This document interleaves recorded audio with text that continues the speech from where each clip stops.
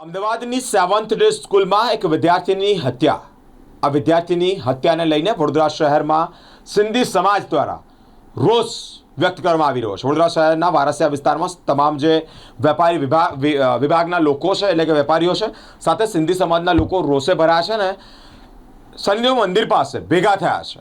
એક શોક સભા જેવું આયોજન કર્યું છે અને તેઓમાં રોષ જોવા મળી રહ્યો છે. અમદાવાદની સેવન્થ ડે સ્કૂલમાં વિદ્યાર્થીની હત્યા કેસ સિંધી સમાજમાં રોષ જોવા મળ્યો છે. વડોદરા શહેરના વારસિયા વિસ્તારમાં અમદાવાદની સેવન્થ ડે સ્કૂલમાં બનેલી વિદ્યાર્થીની હત્યા અને ત્યારબાદ સિંધી સમાજમાં ભારે રોષ. આ ઘટનાને પગલે ઘટનાનો વિરોધ થઈ રહ્યો છે. મૃતક વિદ્યાર્થીને શ્રદ્ધાંજલિ આપવા માટે વડોદરા શહેરના સિંધી સમાજના વેપારીઓ અને અગ્રણીઓ વારસિયા વિસ્તારમાં શનિદેવ મંદિર પાસે ભેગા થયા છે. શોક સભામાં મોટી સંખ્યામાં વેપારીઓ અને સમાજના અગ્રણીઓ જોવા મળ્યા છે.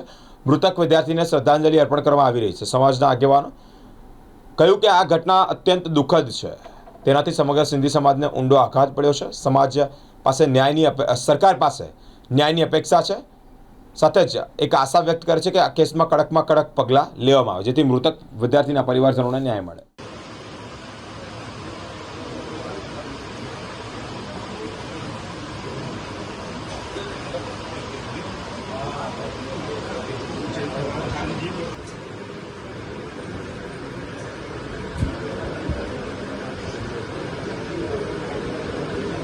સરકાર જે કરી રહી છે તેની સાથે તેઓ સહેમત છે અને સરકાર ન્યાય અપાવશે તેવી સંપૂર્ણ આશા અને વિશ્વાસ તેમને સાથે છે.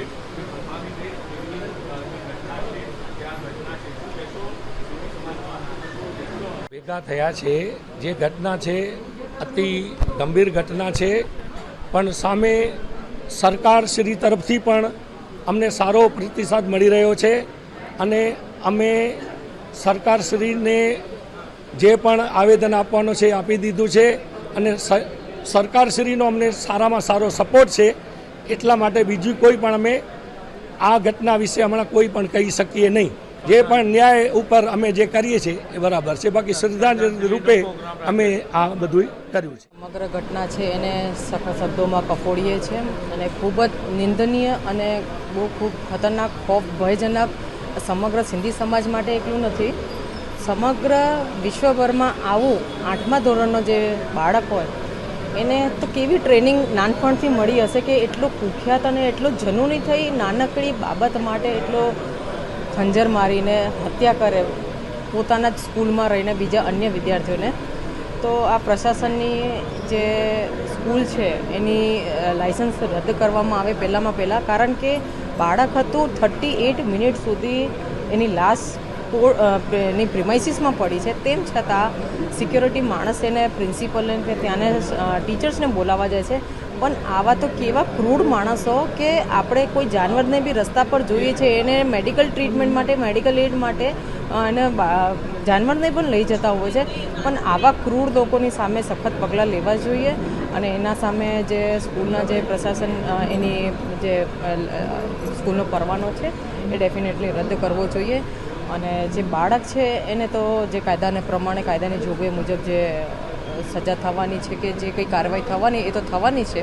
પણ this is message to the society કે આવા કુખ્યાત લોકોને તો એવી તો કઈ ટ્રેનિંગ આપી હશે નાનપણથી, જે માનસિકતા લોકો જેસા દૃષ્ટિ વેસી સૃષ્ટિ કરીને જેવી માનસિકતા હોય એ રીતનું વર્તે.